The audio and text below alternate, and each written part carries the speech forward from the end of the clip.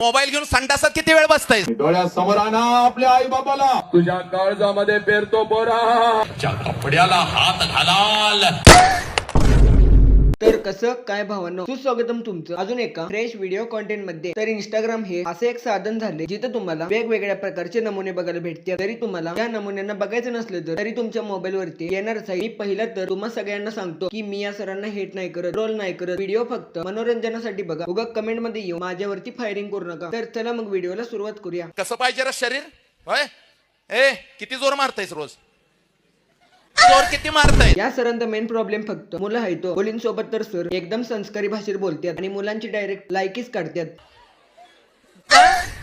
Mobile घेऊन संडासात किती वेळ बसतायस? कसलं बोलायला डायरेक्ट सरांनी मेन पॉइंटलाच धरून ठेवले. ही लावत्या फेरेन लावली आणि तू बस संडासात मोबाईल घेऊन. लागतो सर मोबाईल. जास्तीत जास्त सिंगल मुलंच घेऊन जाते, कारण त्यांना प्रत्येक गोष्टीमध्ये काही ना काहीतरी टाइमपास करायला लागतच असते. हो घ्या ना सर थोडं पोरांना समजून.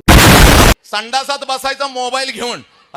बाप बाहेर ना म्हणतोय इके बाहेर इके बाहेर. अजून होईना झालंय. थांबा आलं हवे ना मोबाईल. सर चांगलं चांगलं पण व्याख्यान देते, पण जर मुद्दा पोरा पोरींच्या वर येतो तेव्हा सर पोरांच्या मनामधले मोटर राखीसच बनते.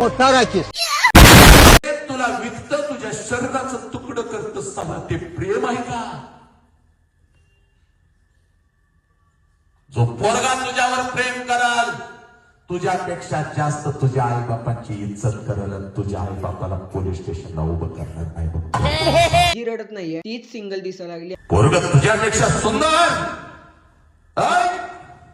मेहनत करणारा, साला मावा गांजा, साला छपरी. सगळ्या पोरी डोळ्यातून आणि नाकातून पाणी काढायला लागले. आणि या दीदीला बघा, भाई यहाँ पे क्या हो रहा है? भाई यहाँ पे क्या हो रहा भाई? हिच्या जागी मी आणि आमच्या शाळेतली पोरं असलो असतो तर आम्ही पण हेच केलं असतं. तुम्हाला तुमचं वाटतं कारण तुमच्या पाठीमाग साला तुमचा बाप उभा आहे. व्याख्यान एक ठीक आहे हो, पण हेनी तर डायरेक्ट पोरांचं ब्रेकअपच करायला उठले. हा बरा ब्रेकअप झालेलं कळालं तेव्हा व्याख्यान सोडून सर काहीतरी वेगळंच करत होते.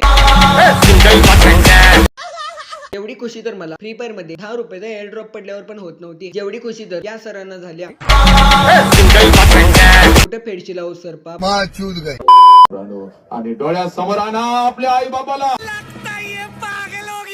खूप लोक कमेंट मध्ये येऊन बोलत होते की पोरींना रडवताय तसं पोरांना पण रडवून दाखवा. साहेबांनी हीच कमेंट पूर्णपणे मनावर घेऊन एका पोराला पूर्णपणे रडवले. चला सगळ्यांनी आपल्या आई बाबाला डोळ्यासमोर आणा. आणा पोरांना. रडा पोरांनो रडा. नमस्कार. नमस्कार. कालनाचा कार्यक्रम संपून आपण आता सोलापूरच्या दिशेने निघाले. आता सोलापूर वाल्यांचं काही खरं नाहीये. सगळ्या गावातल्या पोरांची ब्रेकअप करून आता सोलापूरला चालली. सोलापूर मधल्या भावांनो थोडं जपूनच राहा. आपण आता सोलापूरच्या दिशेने निघाले. मला तर असं वाटायला लागले की सरांच्या पाठीमागं 7-8 कुत्री मागे लागले. ज्या वस्तूला हात घालाल ती वस्तू तुमची होते.